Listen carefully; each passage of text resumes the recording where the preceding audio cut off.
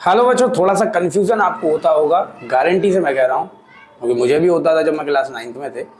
Terminating number और non terminating number में कैसे पहचानें, एक छोटी सी ट्रिक तो नहीं, एक छोटा सा मिनी कॉन्सेप्ट हम बोल सकते हैं, जो आपकी टेक्स्ट बुक NCERT, जो पतली सी NCERT है उसमें दिया गया है। जैसे मुझे पता लगाना है, क्वेश्चन आ जाते हैं काइंड ऑफ डेसिमल पता लगाओ, ये टर्मिनेटिंग है, ये नॉन टर्मिनेटिंग है। इसके लिए मैं क्या करूं, अब ध्यान से समझना, बिल्कुल एकाग्र होके। टर्मिनेटिंग नंबर के लिए, टर्मिनेटिंग डेसिमल के लिए, नॉट नंबर, डेसिमल के लिए एक छोटा सा फंडामेंटल है कि इसके डिनोमिनेटर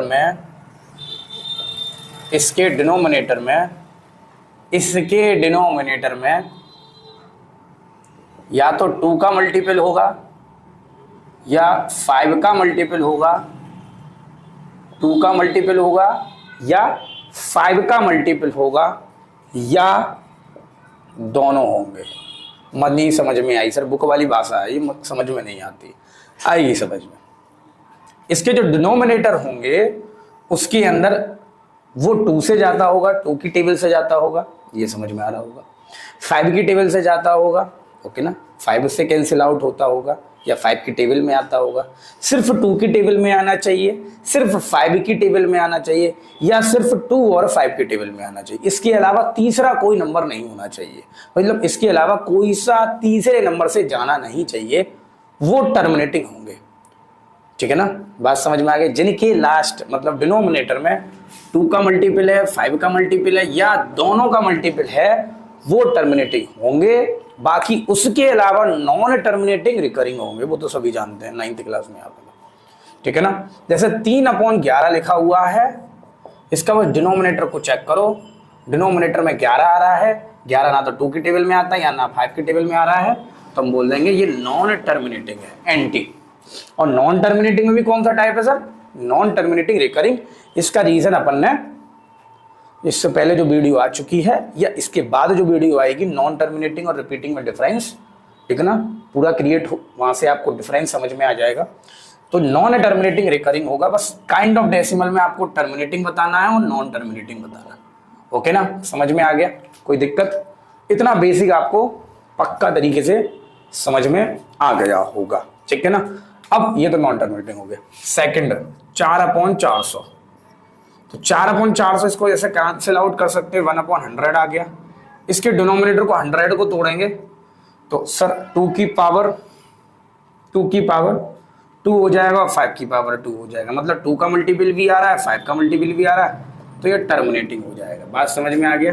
6/15, सर 15 को तोड़ेंगे, 3 × 5 और तो टर्मिनेटिंग नहीं होगा। 3 आ गया तो टर्मिनेटिंग नहीं होगा। बात समझ में आ गया, 3 आ गया तो बिल्कुल टर्मिनेटिंग नहीं होगा। लेकिन बेटा इसमें कुछ है, इसमें कुछ फंडामेंटल है, 6 को भी तोड़ना पड़ेगा, 2 × 3, 3 से 3 कट गया, 2/5, तो ये बेटा टर्मिनेटिंग की कैटेगरी में आएगा कैंसिल आउट करने के बाद। बात समझ में आ गई, इसको इंपॉर्टेंट लगा लेना। ओके, बात समझ में आ गई। 6/15 टर्मिनेटिंग की कैटेगरी में आएगा। ठीक है, नेक्स्ट 5/15, सर ये भी टर्मिनेटिंग नहीं होगा। लेकिन देखो जरा, 15 को तोड़ो और 5 को तोड़ो, 5 × 3, अच्छा टर्मिनेटिंग हो जाएगा। इसको 3/15 कर देते हैं, ठीक है ना। 5/15 तो टर्मिनेटिंग हो जाएगा, नहीं होगा 5/15, रुक जा 5/15 ही रहने दो। 5 से 5 कट गया तो 1/3 बचा, तो ये नॉन टर्मिनेटिंग हो जाएगा। लेकिन 3/15 होता तो बेटा इसको कैंसिल आउट करना पड़ता, 5 × 3, 3 से 3 कट जाता, 1/5 हो जाएगा। 1/5 क्या हो जाएगा, टर्मिनेटिंग हो जाएगा। बात समझ में आ गई, इतनी चीज समझ गए।